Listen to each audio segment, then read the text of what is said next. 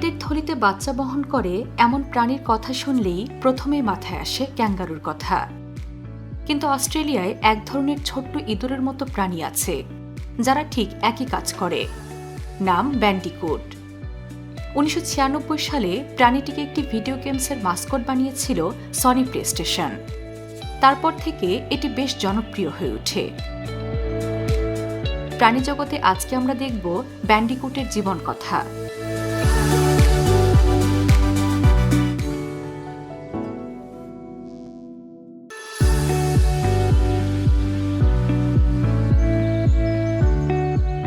ক্যাঙ্গারুর মতো ব্যান্ডিকুটকেও সাধারণত অস্ট্রেলিয়ায় দেখতে পাওয়া যায়, তবে এদের কিছু প্রজাতির দেখা মিলে দক্ষিণ পূর্ব এশিয়াতেও।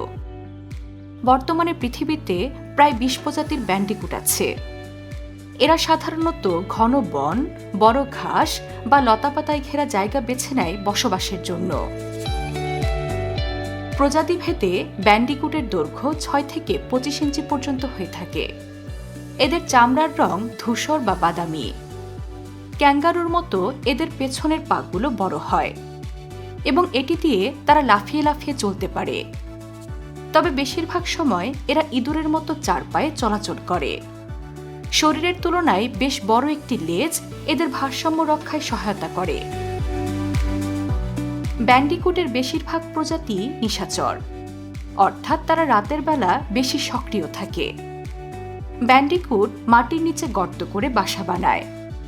গর্তগুলো মূলত তাদের বিশ্রাম স্থান, শিকারি থেকে সুরক্ষা এবং বাচ্চা লালন পালনের কাজে ব্যবহৃত হয়।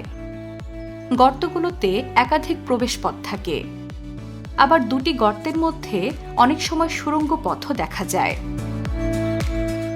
ব্যান্ডিকুট সর্বভোগ প্রাণী। ছোট গাছ, ফল, বীজ বা শেকড়ের পাশাপাশি তারা টিকটিকি বা ব্যাঙের মতো ছোট প্রাণীও শিকার করে। তাদেরকে পিঁপড়া, উইপোকা, ফড়িং, কেঁচো বা শামুকের মতো প্রাণীও খেতে দেখা যায়। অন্যদিকে ব্যান্ডিকুটও ডিঙ্গো, সাপ, শেয়ালের মতো বড় প্রাণীর আক্রমণের শিকার হয়। প্রজাতিভেদে ব্যান্ডিকুটের প্রজনন মৌসুম ভিন্ন ভিন্ন সময়ে হতে পারে। প্রজনন মৌসুমে পুরুষ ও নারী উভয়ই একাধিক সঙ্গীর সাথে যৌন সঙ্গম করে।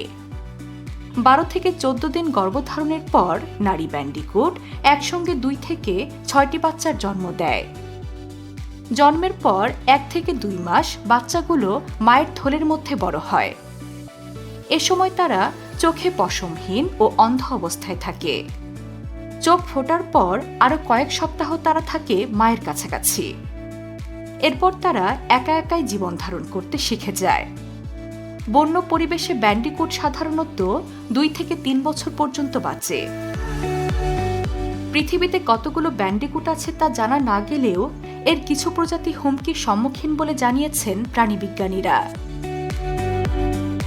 পৃথিবীর বৈচিত্র্যময় প্রাণীদের সম্পর্কে নানা বিস্ময়কর তথ্য জানতে সাবস্ক্রাইব করুন প্রাণী জগৎ।